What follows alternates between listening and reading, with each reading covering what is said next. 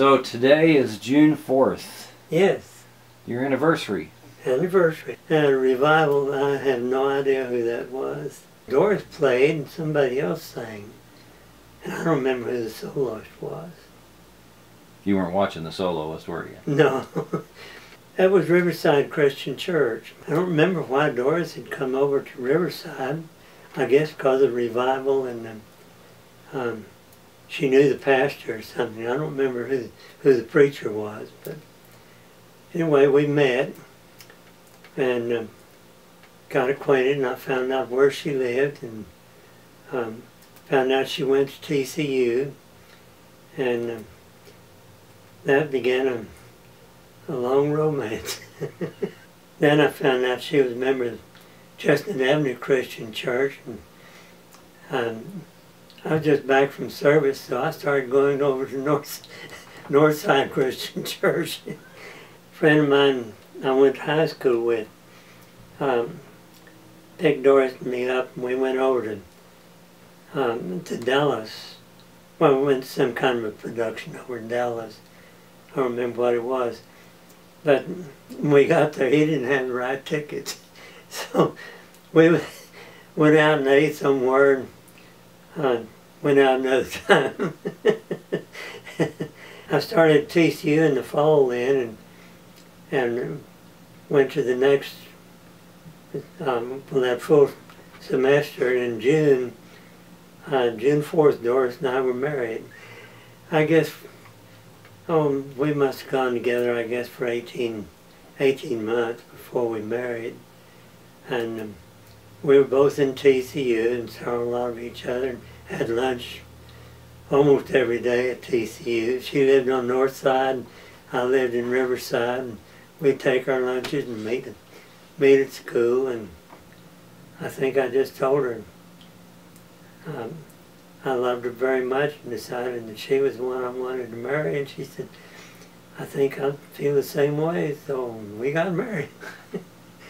And Grady Guyton was a preacher. Goodness, he was there, I guess he was there for 20 years.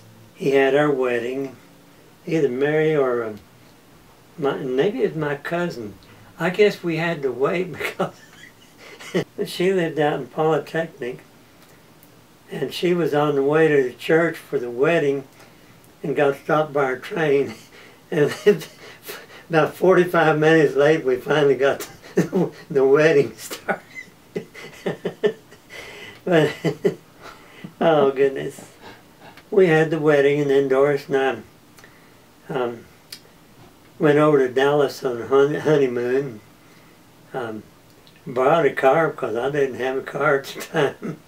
I think we went to the zoo the next day, and went to church in Dallas, and then back to Fort Worth, and we got an apartment at TCU and started in school during the summer. I'm not sure she went to summer school. She was teaching private piano lessons. I don't remember how many students she had, but well, 20 or 30 students, I think. So she was pretty busy teaching piano lessons. After we married, we were both in TCU and both busy.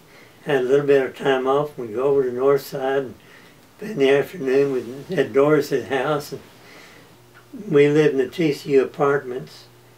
They had some apartments, right across the street from the school. And cheap apartments, I think $75 a month or something like wow.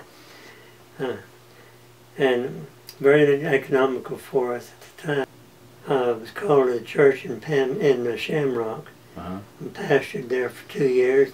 Then we moved to East Texas, Lakewater, East Texas, that's right.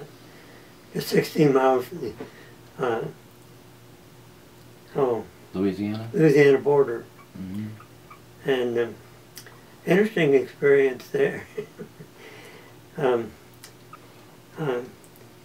We took some trips, went out to New Mexico and up into Colorado.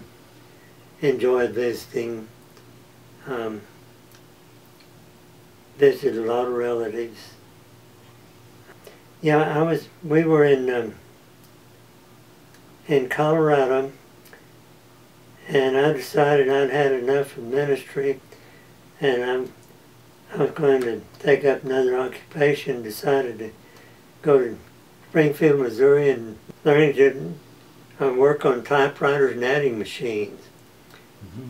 And by the time I completed the typewriters part, the owner of the school, anyway, he decided that he wanted to add adding machines, but he needed another man to teach typewriters. So he took me out of the adding machine class and put me teaching typewriters. And I spent a year or more teaching typewriters and was associate minister at Central Christian Church, Springfield, Missouri. Well, what was life like with Mom? She was an angel. Anytime I moved, she was ready. She just moved with me. She might try to talk me out of it before I accepted a job or something. Mm-hmm.